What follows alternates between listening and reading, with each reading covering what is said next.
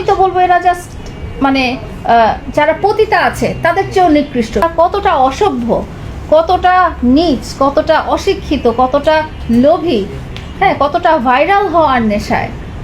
কারণ পতিতাদেরও একটা এথিক্স আছে, তারা টাকার বিনিময়ে তারা শরীর বিক্রি করে এবং অনেকের লাইসেন্স আছে, লাইসেন্সধারী দেহ ব্যবসায়ী, ঠিক আছে। তো এইসব নারীরা যারা প্রিন্স মামুনের সম্পর্ক আছে লায়লার সাথে এটা জানার পরও তার সাথে মানে সম্পর্ক করতে চায়, সম্পর্ক করার জন্য টাকা পয়সা দিয়ে ফেলে, তাদেরকে আমি পতিতার চেয়েও নিকৃষ্ট বলবো। এটা আপু শুধু ফ্যান পেজ বাড়ানোর জন্য আর কিছুই না, একটা ফ্যান পেজ হলে এইসব নারীরা যারা মনে করে যে প্রিন্স মামুনের অনেক কিছু আছে, প্রিন্স মামুনের চেহারা, সুরত, শো অফ, এইসব প্রিন্সের মতো দেখতে, এমনি তো প্রিন্স মামুন না, প্রিন্সের মতো দেখতে, এইসব দেখে যারা লোভে পড়ে তার লাইফে আসে এবং যারা মনে করে যে না ঠিক আছে লায়লা সব নাটক করেছে এবং লায়লা সব খারাপ কিছু করেছে, তারা তো ফলটা পেলো। তারা ভেবেছিল যে আমি অসম্ভব বাজে একটা নারী, আমি প্রিন্স মামুনকে ব্যবহার করেছি আমার লাইফে।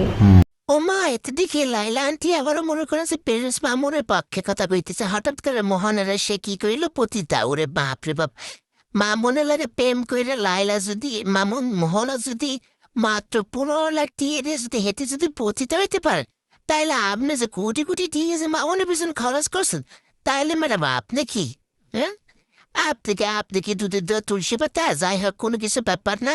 তাহলে আমাদের লাইলা আপু যে বক্তব্য প্রেস মিডিয়া যে করছে, এর পিছনে পাবলিক কি মতামত দিচ্ছে, এইটা আমি আপনাদেরকে একটু পড়ে শোনাবো। তাহলে চলুন, লেটস গো। তো চলিয়ে শুরু করতে হ্যাঁ। করালে বসতেছিল, এখন রাসম কমার হয়ে গেল লাইলা খা। এক বুড়ি আরেক বুড়িকে দোষারোপ করে হাসবো না কাঁদবো বুঝতেছি না। ঠিক বলেছো,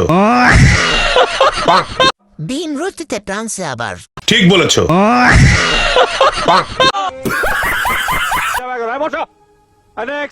এতক্ষণ তো আপনারা দেখলেন যে লাইলার এই প্রিন্স মিটিং এর বিপরীতে পাবলিক কি মতামত দিচ্ছে, সেই কমেন্ট গুলো তো আমি আপনাদেরকে পড়ে শোনাইলাম।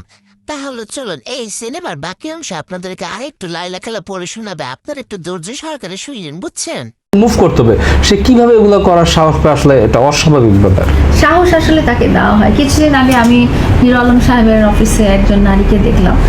আমার কথা হচ্ছে, তোমরা এত কিছু সোশ্যাল মিডিয়াতে জানো, আশেপাশের লোকজন আলোচনা করে, এত কিছু দেখার পরও তোমাদের কেন প্রিন্স মামুনের মতো একজন লোকের সাথে ফোনে বিয়ে করতে হবে? মানে তোমরা কতটা অসভ্য, কতটা নীচ, কতটা অশিক্ষিত, কতটা লোভী, হ্যাঁ, কতটা ভাইরাল হওয়ার নেশায়।